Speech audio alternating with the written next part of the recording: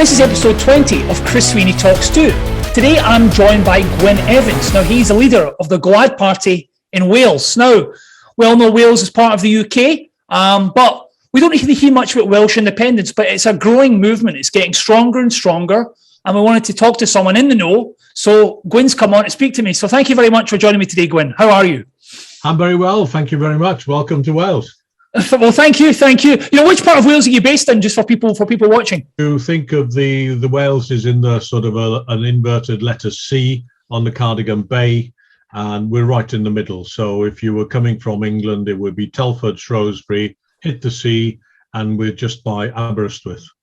Brilliant. Nice part of the world. Our nearest big town to the west is New York. Not far. A small boat ride. Well,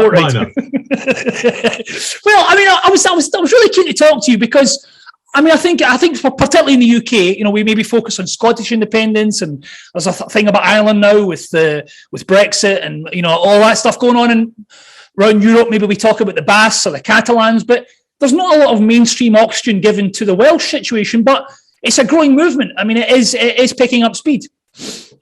Yes, it is indeed, and I think that the main part of it is that we've always had Plaid Cymru, which has been going, and the day I remember when Plaid had more MPs in the House of Commons than the SNP did, but then they got overtaken and really overtaken now. But in those days, Plaid Cymru was the only option for somebody who wanted to vote for independence for Wales. We, as a group of people, we've always been in Plaid Cymru, pretty much all of us. We decided we weren't too comfortable with the way it was going, the direction. And we also felt that if you weren't happy with Plaid Cymru, for whatever reason, then where do you go? All the other parties available were unionists. So we decided to form another option of Gwlad meaning country, as in the national anthem. Gwlad is, you must have heard it in rugby and football games and things. We do tend to be quite loud on it. The response has been very good. We've been going 3 years, and in the last election, in general, the assembly election, we got 10,000 votes, which is not bad. Is it earth-shattering? No, it isn't. But it takes time to get the message out there, because part of the problem, as you said, you don't hear much about it, is that independence for Wales is not talked about very much. And then Gwlad within that independence conversation, quite frankly, most of the media are not interested. Very difficult.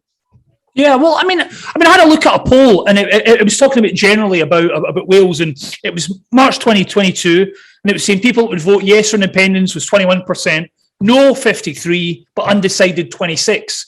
So essentially, you know, I mean, half are saying no, but half are saying yes, or they're yet to make up their mind. But if you look back to 2014, 8 years earlier, I mean, no was 65%. Yes was 19, undecided was 16. So no's got smaller, and the other two have got bigger, showing that there is a national movement here. That is it younger people? Is it older people? Is there a particular reason why you think there's a shift in attitude?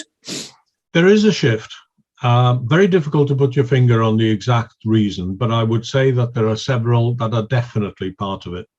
The first one is that, and I espouse it myself, is that I don't want to be run by the idiots in the House of Commons. There is no common sense. Common sense is not common, and it's not in the House of Commons. I don't want to pay 16 million and the figures going north to repair the House of Commons. I want to pull down. I'd be very happy if they sold it to the Americans brick by brick and we made 16 billion. That would be far more interesting. And the second thing is that devolution hasn't actually worked. We've got to remember that Tony Blair started devolution by saying, very important statement, we need devolution in order to keep the union. And I'm personally not for the union. And therefore, the other thing that's happened is the arguments with Brexit And that's been very interesting one, because some of those arguments are also some of the arguments for Wexit. So Wales to exit, in the sense, and Scotland, Sexit, that sounds good.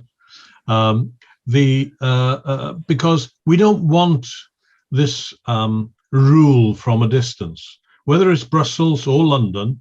And in fact, within Wales, there's a discussion going on. We in Mid Wales don't want to be ruled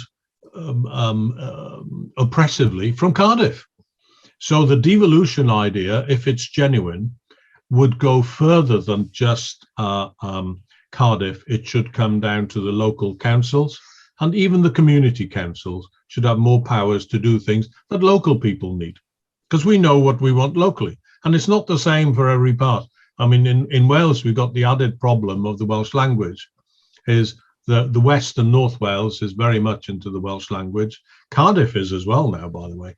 But other parts, it's not as important for them. But, you know, the priority would be quite different depending on where you are. Yeah, well, I mean, I was going to mention the language. I'm glad you brought it up, because I've visited Wales myself, and you know, I went into various towns, shops, and a lot of people were speaking Welsh, which was unusual for me. In the UK, I don't think there's many places in the UK where you go and the sort of language that's been spoken is not English. It's very, very rare. So it was quite surprising, but nice. Can maybe tell about your day to day? Can you go around just speaking Welsh? You know, are people surprised when they come to Wales and find that, like me, that it's an alive language? It's not something that's maybe only known by grandparents and sort of no one else knows it. Here's the very, very easy answer to it with a story. Is when I lived in London, which I did for about 15 years and thoroughly enjoyed it. People used to say, I've been to Wales, but I walked into a pub and they immediately switched to English. Switched to Welsh, sorry. And I'm saying, I can't believe that, because I walked in there and I haven't spotted that. But you're Welsh. And I said, but how do they know I'm Welsh if I walk in?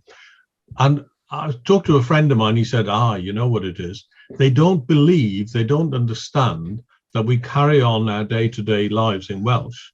So when they come in, they're coming into the conversation in Welsh. They don't get it. So they think that we're switching to Welsh because an Englishman has walked in through the door. I've never seen it in my life. And in terms of the political, I mean, because I've seen yourself online doing interviews, and sometimes you do them in English and Welsh, and how difficult is that when you're out on the campaign trail, or when you're speaking to people?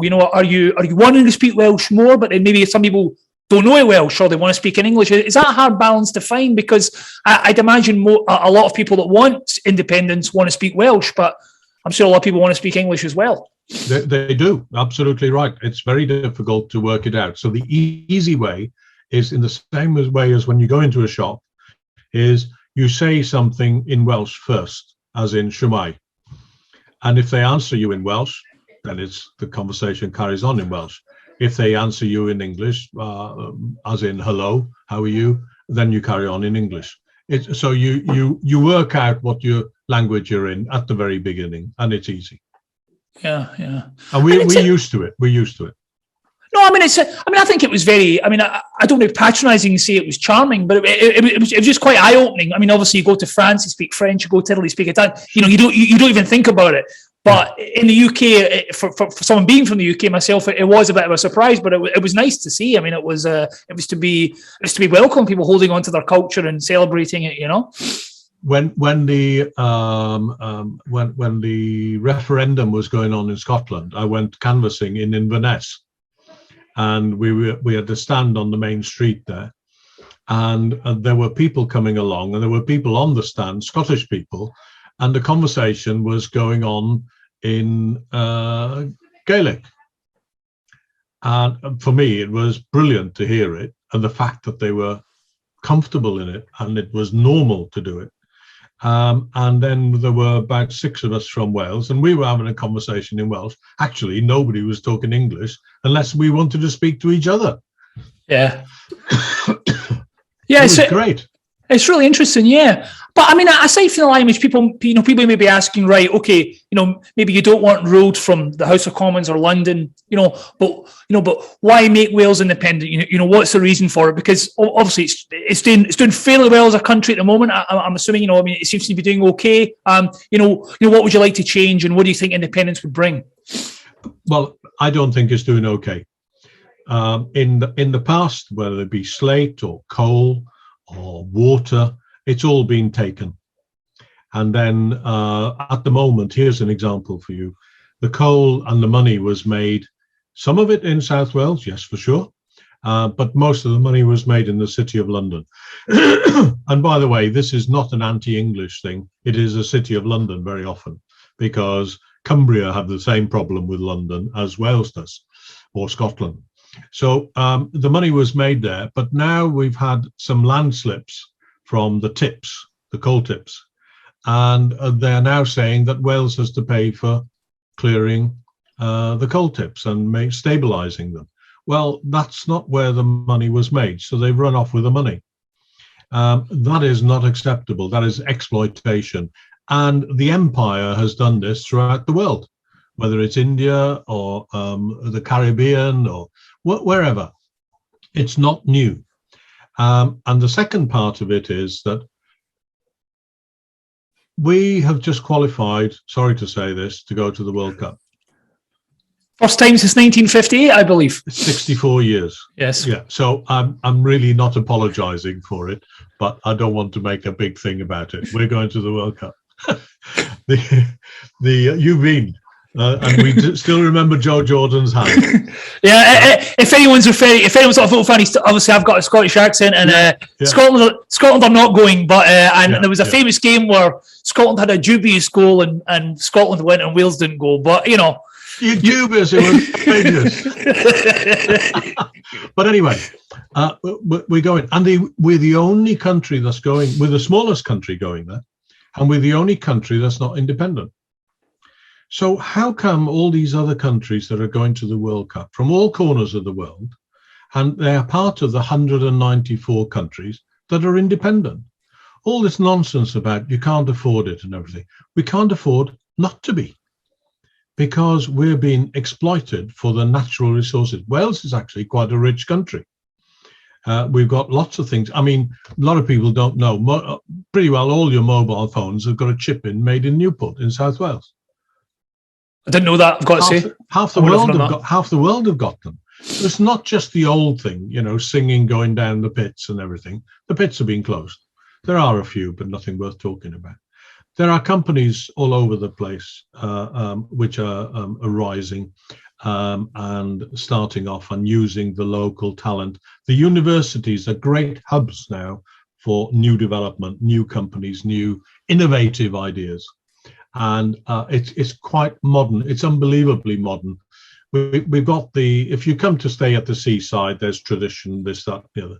But behind and in the hinterland, you'd be surprised what goes on. And in terms of, sort of maybe leaving, we've seen Brexit happen, and, whatever anyone's views on Brexit, I mean, obviously we could get back into that debate, but it was a bit of a messy process, and it's still going on with Ireland, and who knows how that's going to pan out.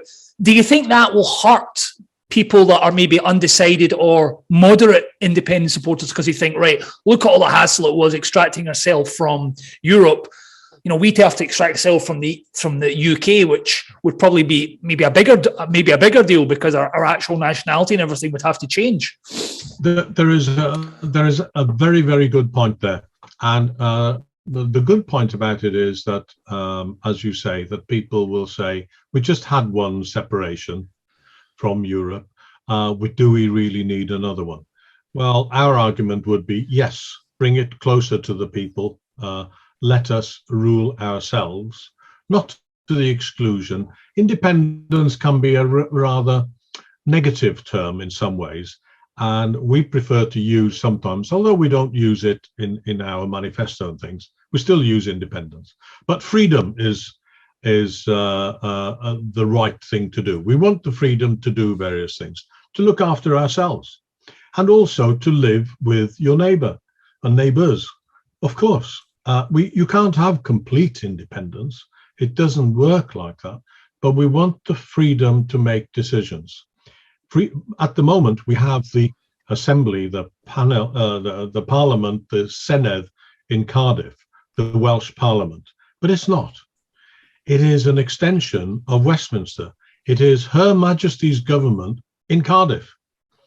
Basically, the M4 is just a corridor in the building of the House of Commons. It's just a very long corridor. And at the end of it, you'll find a room which is called the Welsh Senedd, and they will do what London tells them to do. There is the obvious answer also on that is that Mark Drakeford has made a name for himself by going against Boris Johnson. That's not necessarily a bad thing. Mark Drakeford's obviously the First Minister of Wales. If anyone's not aware, he's he's a leader of the Parliament in Wales. Yeah, and he's the leader of the Labour Party, and they are almost independent of the English Labour Party or the British Labour Party. They are talking themselves up at the Welsh Labour Party because they're actually making somewhat of a success of things, as opposed to Sir Keir Starmer making a mess of things. Even with Boris in charge, the opposition is not doing that well. So Mark Drakeford also made it clear with the COVID that the rules in Wales were different to England, and we had a major problem with tourists from England, day tourists in particular, coming to Aberystwyth, not wearing the mask, not doing the 2 meters, saying, well, we don't have to do this back home. And we're saying, well, you're not back home. You're here. And we don't want you to be 1 meter and not wearing masks in the shop. Sorry, go away.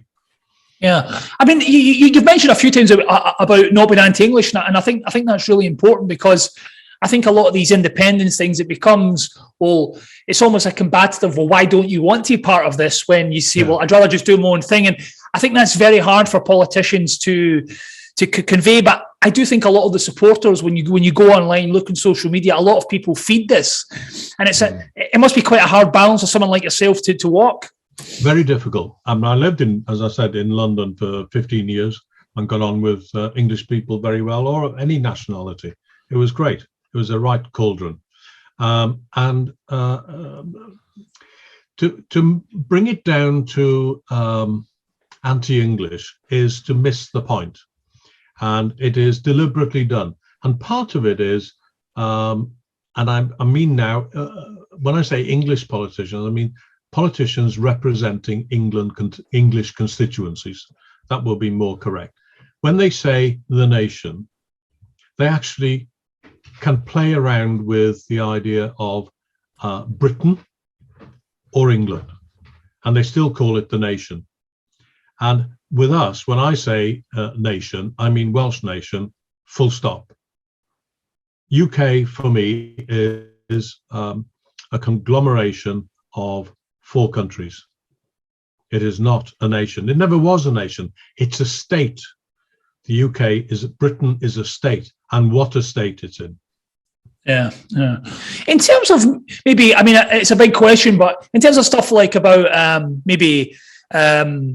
currency, for example, I know that's a very, very far down the line, independence, and then you've got to think about that. But is that something you would think, right, we would have our own currency, we'd make our own Welsh pound, for example? Yes, we definitely would talk about that. And it is, you're quite right, it's way down the line. But it's not unheard of. It's not, let's say, plenty of countries are based on the American dollar. Actually, Isle of Man and the Channel Islands are based on the pound. It's not a problem. They have great autonomy. They do their own taxes. That's why so many people go to Jersey or Isle of Man, blah, blah, blah. It's not a problem. Yeah, because I think in the Scottish referendum, which is only one, I think. Well, in terms of recent years, it's the only sort of serious democratic threat to the UK, shall we say? However, and I don't mean threat in a negative way. People can have their own views on it, but I think that was one of the key things where people were a bit unsure about. Well, what actually will I be paying with?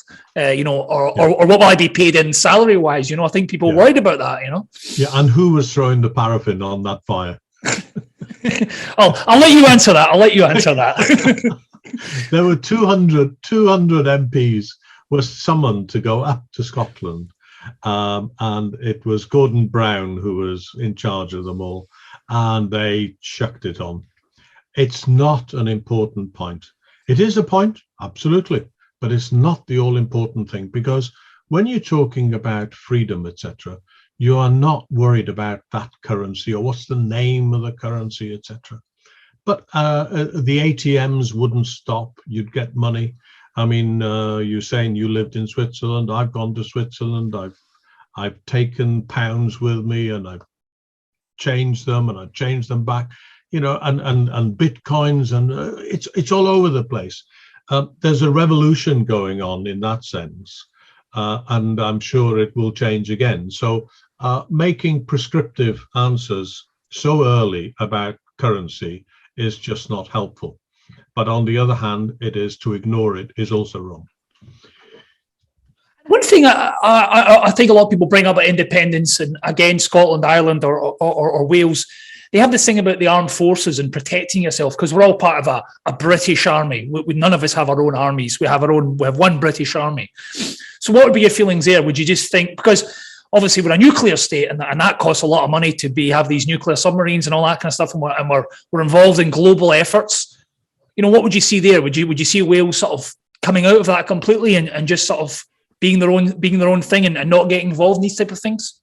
Very interesting point, because I think there is a change. There is almost a revolution in the making any minute now, because Her Majesty's forces are about to change, because Her Majesty won't be here forever. And people are very aware now of her frailty. Amazing woman. I'm not for the royal family personally, the institution, but what an amazing woman. As her memoirs would be a bestseller, I'm sure. But because she's met everybody, and she's lost the empire in her reign. She's marvelous, etc. She lost a lot, and they've become independent, all of them, apart from the ones that are in Britain. Funny that. Why would they want to do it? Because this London thing and the Queen is so marvelous. Why would Canada? Why would Australia? Why would the Caribbean? Why would they want to get away from it? Because they want the freedom to make their own decisions. And we're only saying that. We happen to be next door. And it is my firm belief that because the first country that was invaded was Wales, it'll be the last one out. I'm not surprised. It doesn't surprise me. We've got to watch Scotland and Northern Ireland go first, and they're close. Really? So you almost see it as like maybe a bad metaphor, but cars at traffic lights, and almost yeah. Wales is that third car ready to go. Yeah, absolutely correct. Because you see all the statistics are England and Wales. They latch onto it from way back, breaking it apart is not easy. But when the Queen eventually leaves the mortal coil, the next generation and the generation after that will not have the respect or the following that she's had. And I think that will be time for change, and there will be some basic constitutional changes, I'm fairly sure, which includes also the armed forces. You talked about we're going around the world. What makes us want to be the police force around the world when we haven't got an empire anymore? What are we doing? Yeah, no, I mean, I do this argument, but I think other people may say, well, if you look at Ukraine or you look at places you can add aid, we're a fairly, I think we're the fifth or sixth biggest economy as Britain in the world, and maybe we can help people out. Then if we become smaller, maybe we can't assist people. Is that a good or a bad thing? I mean, it's not my personal views. I mean, I'll keep them out of this, but it just seems to be that's what some people do say, that if we're a larger country, maybe we can help others, which is a noble thing, I think, in terms of an intention. Well, I think the Baltic states would disagree with you because, as I understand it, Estonia have sent an awful lot of money, aid and help into the Ukraine. Sure, yeah, because yeah. They can see the problem next door, the big brother next door. We've got a big one next door called England, And Ukraine and the Baltics, they've got a big one called Russia next door, and they're not necessarily good neighbours. Yeah, no, I think you're completely right there, because I think also Britain's one of the lowest. I think in terms of taking Ukraine refugees, I think we're one. I think we're the lowest per capita, or one of the lowest per capita. I don't have the figures to hand, but I do recall reading that. So yeah, I mean, there's obviously merit in what you're saying. Yeah, we've got a lot of Ukrainians who've just come to live just outside Aberystwyth here. There's about 250, and great, they're more than welcome. I remember the time. I'm old enough to remember when the Uganda nations came. And they were all taken by train from Heathrow, I think it was, all the way up to West Wales, up here, because they had an old army camp. And they put them all in there. It was not gated, but they were put in there, and the officials came with them and processed all the passports, absolutely everything, so that they then could go to wherever they wanted in the UK, and they found houses for them. It was done brilliantly. And I worked with Ugandan Asians, absolutely marvellous gang of people. I don't think I've ever worked with harder working people. Oh, that's nice to hear. That's brilliant. Yeah. I mean, in terms of the independence for for Wales, or freedom, as you were saying, is it more you feel as though a personal feeling that people may have just their own, they can determine what they want to do in terms of their own country? You don't think Wales would change that much day to day, or are you foreseeing quite radical change day to day, along with the kind of intangible benefits? Day to day may be a little bit too close, but there would be changes, certainly year on year, because actually, as I say, resources wise, we're quite a wealthy country, and it's been abused and misused, the tax money that is raised, because, and here's the story, here's the way that it is portrayed. Wales couldn't exist if it wasn't for the money from London. Oh, interesting. So I pay tax, that goes to London, then it gets sent back. But they forget that. I pay VAT, it goes to London, and then it gets sent back. So this idea of we're living on sop is just outrageous, really. And obviously, again, the paraffin has been, the government like to do down the nasty independent, the nashies, etc. So they feed this lie, basically, that Wales does not raise its own funds. Yes, maybe we don't have enough funds, but Britain doesn't. America doesn't. The debt in America is so huge, they'll never pay it back. The debt in Britain is massive. And we're in trouble here in Wales, economy-wise, in many ways. But who's been running the show for 700 years? I think the locals should have a go. Yeah. That's the feel of it. You can change the wording, that's fine. And you got people in Plaid Cymru, I don't disagree with them. Plaid is not the enemy for me. It's just I don't agree with their direction. And they say, oh, well, hang on. Can we have two? And Propel is around as well. So 3 parties for independence. There's 5 in Catalan. They just have different facets of this diamond. They just have a different view, so that everybody can join if they so wish and find the one that suits them. We tend to be more for business. We're very open about it. But we're not against everybody else. But we tend to be more because we believe that if businesses are set up, indigenous ones, not ones that come in and take the grant and then run away, that doesn't work. It hasn't worked. It is that if we help that, then there's more money around, there are local jobs, and it stays. If there's local jobs, people can then afford to buy these houses, which are now going for second homes because the kids leave.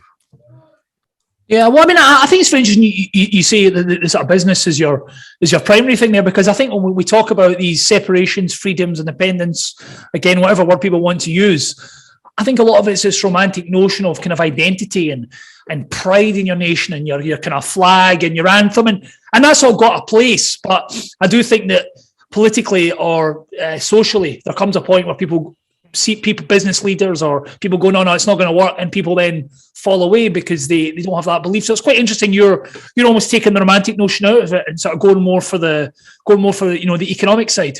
You can't feed the family on the romantic side or the view. You have to do something, and that's what we concentrate on. It's not to do down the romantic side. It's in us. We're a very thank God we're a romantic and poetic nation, as somebody said. But yeah, very much so. You can see the fervour when we're playing rugby and watching football, and the singing and whatever. It's absolutely in us. It's normal to do it. We're not getting rid of that. But at the same time, the rugby and the football, just to get away from some industries for a minute, is they have to pay for themselves. They have to run it, and people forget that. We have to be able to get industries that come here and stay here and wish to stay here. You said that you lived in Switzerland. I worked in Switzerland for 28 years. I didn't live there, but I worked as an agent for a company there, still am. And they tend to have lots of small industries which are based in villages all over the place. And you know what? The schools are full, the pubs full, the football club has got 3 teams, 4 teams, etc., because there is a local population that stays local. And the one example I would give you of something that happened, which was homemade, which was brilliant for Mid Wales, bit of a desert Mid Wales for a lot of people, but Laura Ashley, I knew her well, and I was in school with her children. But she started something which had a factory in 6, 7 different towns. And you mean the clothes producer?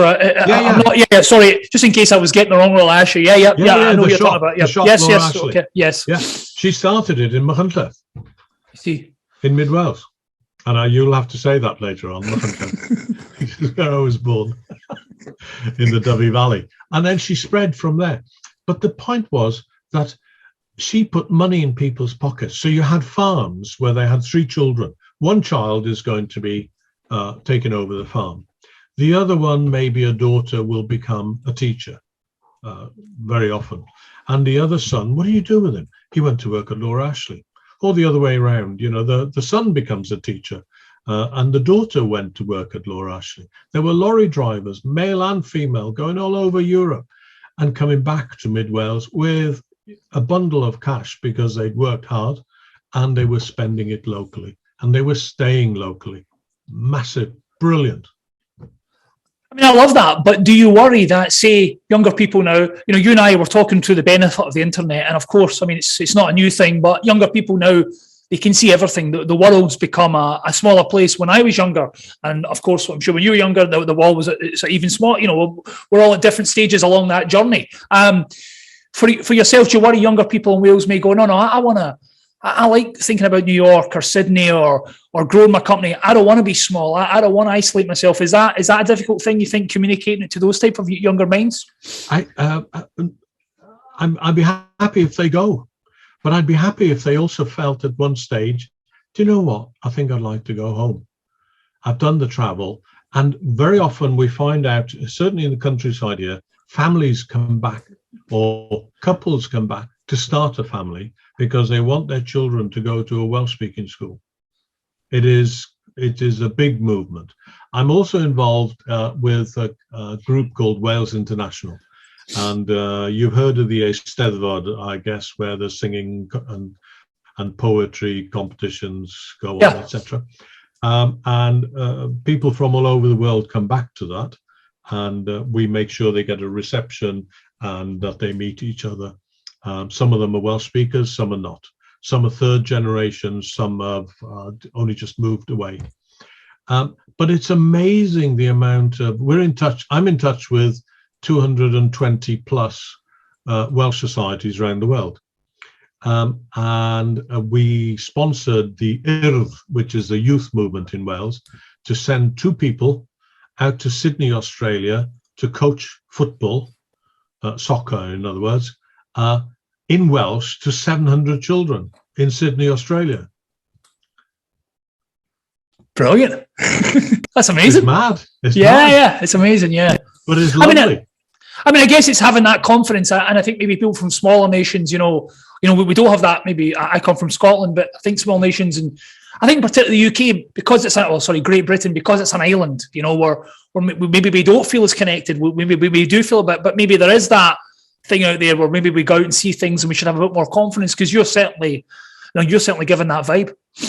Yes, I think there is a lot more confidence around, and we'd like to make sure, we who came back to Wales, we'd like to make sure that the place is attractive for anybody to come in, but in particular the expats who would like to come back, and they left, and they're coming back to quite a different country. It's moved forward quite a lot. Everything isn't bad, by the way, and London and the government isn't bad about everything, but some of the directions it's going, it's not very good. And an example, an easy one, is that when I used to travel to Switzerland, it would be an hour and a half, 2 hours flight, but it would be a 5-hour train journey to Aberystwyth from London, because of the connections and the line, and there'd be speed limits and everything. But we in Wales are having to pay for the HS2. I don't want to pay for it. If England wants it, have it. Yeah, that's the big rail system that's going from the south to north of England, but there's no connection to Wales then, so you're not getting part of that, no. Well, I mean, if you're coming from London, there could be, but within Wales, there's no connection to it. We need an upgrade on the rail system, but we're not having it. What are we doing? We're paying for the part of the HS2. That's wrong. Yeah, that kind of micro bit, which is would make such a difference. Yeah. And and just sort of turning, we've spoken about singing, and we've got the song, and I'll try and say it in Welsh. Ama Ohaid. Gwyn had sort of prepared me there. He's smiling, so it means still here in Welsh, but the serious point is it's number one in the iTunes chart, beating the likes of Harry Styles and Kate Bush, and it's doing really well. But the connotations of that song saying "still here" to me were, I don't know, I obviously I can't understand it in Welsh, but I don't know if it's a protest song, but it saying "still here" to me has got that slight undertone of, we do feel a little bit downtrodden. Is that fair to say? I think it's very fair to say, and there is an element of truth in that. The line before it says gwaethaf pawb a popeth, despite everything and everyone, yma o hyd, we're still here. And it's very appropriate in the football match. They started singing it, and what was interesting about that is not that they were singing it. In the European finals in France, the people in the towns where Wales were playing, the pub landlords and the hotels, they said, you can come back anytime. And they're singing, it wasn't fighting. In the same way that the Scottish supporters have banned fighting because they don't want to be seen as English, which I think is wonderful. Bless them. But the point is about the sentiment is, despite everything, despite the promises that were not fulfilled, despite the downtrodden nature of the London government, despite being shortchanged, we're still here. And actually, you could translate that into parts of the northwest of England, for instance, or parts of Yorkshire where there were coal mines, etc. They've been shafted as well. Yeah, I think what you're saying is there that the feeling in some parts of Wales is that you were kind of the workhorses of providing these kind of raw materials, and now maybe the world's changed a little bit, and some people have moved on, and you've kind of been left to fend for yourself. Well, the first cheque for £1 million was written in Cardiff. Who was that by? I wouldn't have known that. Tell us about that. It was for coal, because Cardiff, Anthracite from South Wales ran the world. No machine could go without it. No ship would go without it. It was ginormous. Just think of it and multiply it by 10, and you're still not close. The Industrial Revolution, steel making, started in Merthyr, in Cyfarthfa. And that's why right on top of the coal, which was the best coal in the world, and then they were able to make the steel. And we forget that. And at that stage, 80 to 90% of the population spoke Welsh. The Irish who came over, they spoke Welsh until it was banned in the schools from London. And then you had the children had to learn how to, I had uncles and aunts who could only count in English because they never did it, because they weren't allowed to. I was going to ask you, that's quite interesting, so currently, what is the kind of percentage of Welsh speakers and non-Welsh speakers? And in schools, what is the situation? Do you go to a Welsh school, an English school, or are they mixed? Or do you do foreign language lessons? I mean, how does that work? Well, it's changing at the moment as we speak. And I've just had a meeting this morning because I'm a councillor with Ceredigion. This is the county that I'm in West Wales. And we just had the figures, and the 70% of the children now are having their education through Welsh, which is a high figure. 47% of the population speak Welsh, and it was in 1991, it was 59%. So it's come down, part of it because of demography change, youngsters leaving here, going to Cardiff. The amount of Welsh speaking in Cardiff has gone exponential because they've come from different Welsh speaking parts of Wales, and they've got a lot more schools there now teaching Welsh. But also we have a lot of people retiring from England coming here, so it dilutes that figure from 59% down to 47%. It isn't the locals who are not speaking Welsh. It's the figure of the number of people speaking Welsh is about the same, if not increasing slightly, but it's diluted by incomers who don't speak Welsh. So the percentage figure is wrong in a way, but it is correct, of course. But it doesn't reflect what's happening on the ground. And then would kids go to school in either, or would the parents select one that they thought was better for their child? Not really, and we're on the way to being it's 100%. You have to, from the age of my great grandson now is with us. He is coming up to 3. When he's 5, he will go to primary school, and there will be no choice. It's in Welsh. So fully Welsh, and would he do English almost as a second language? I'm putting that in quotation marks, but as a second language almost. Not almost. It will be. Yeah. Right, it will be. But does that worry you that maybe when he goes out into the world that English is the kind of language of communication? Does that worry you that his English may be lacking? Why should it worry me? I mean, I've worked with French, Belgians, Swiss, Germans, Chinese, and they're all speaking English as a second language. And I haven't found them to be lacking or thick or stupid. It's a valid point. I had to ask you, but it's something I think in Britain we always default to. But like you say, it is kind of English is my second language. Yeah. I didn't speak English till I was 8. I didn't start it. Yeah. Why would I? The whole village spoke Welsh.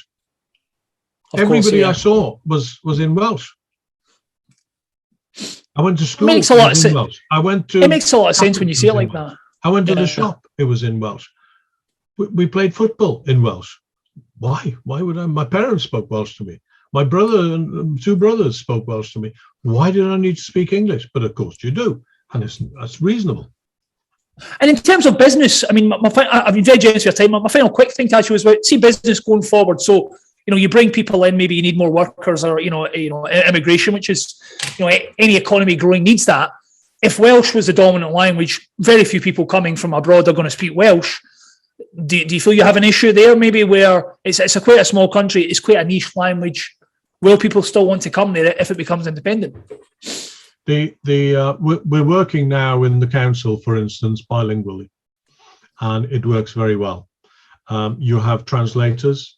You have, I know, in fact, quite a few companies in the tourist industry they will have in-house Welsh language programs. And now with the internet, it's even easier because how many people have signed up to learn Welsh on Duolingo?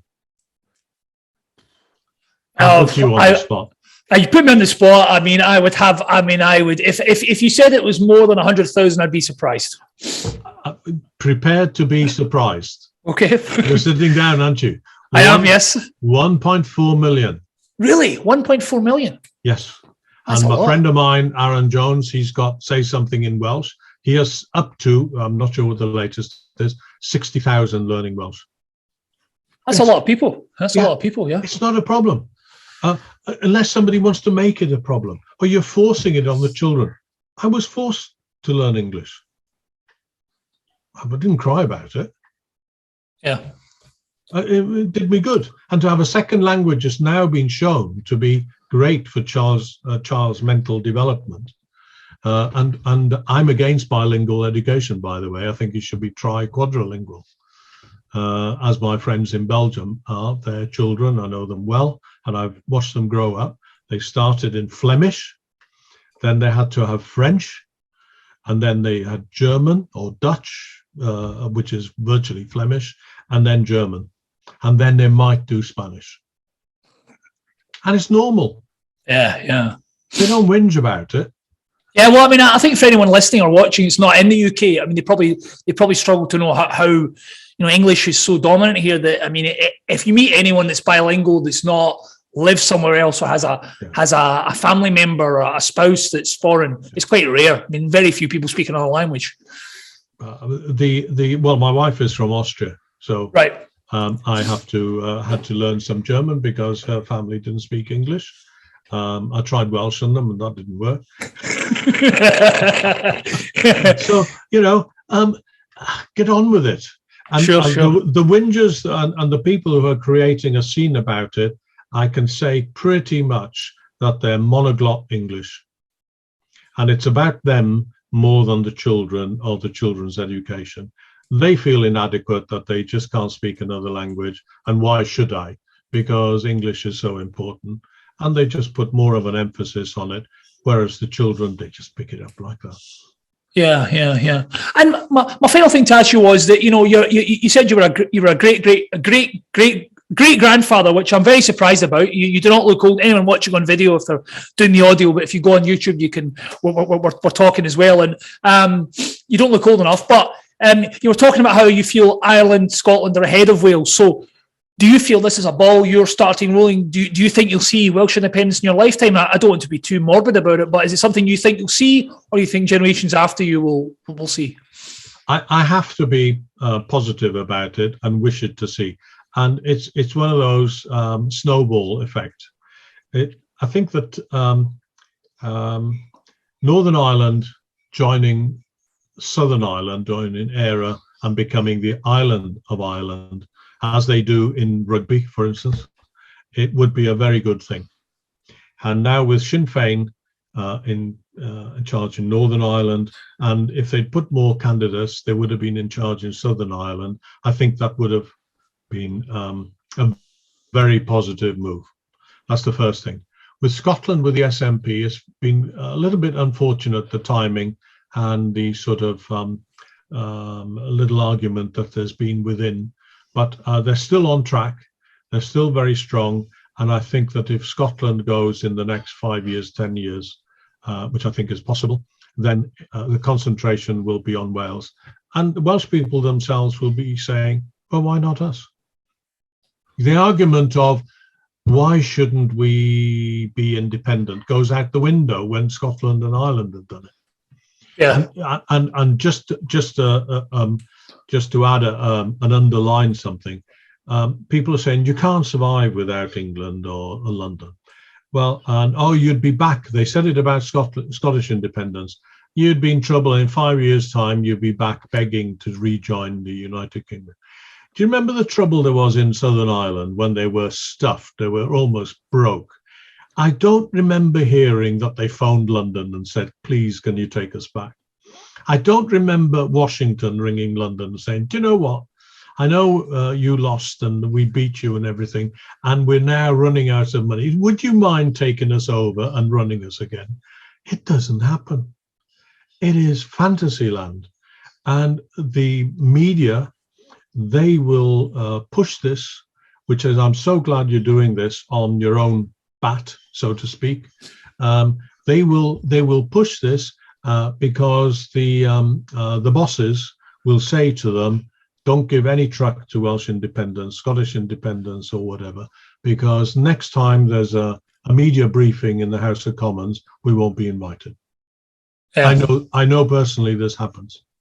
So therefore the bias is there, and it's very difficult to go out there, but this is the way to do it. You're doing the right thing. Have your own media as opposed to the traditional media, because they are not reporting news. They are reporting things they are told to report, and there are lots of lies out there, I'm afraid.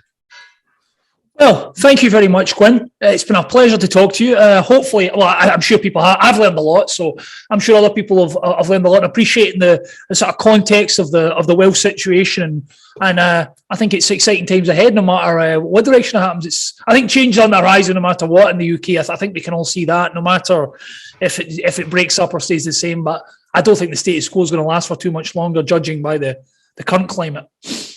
I would agree with that. It's due for renewal or taken outside and shot. That was it.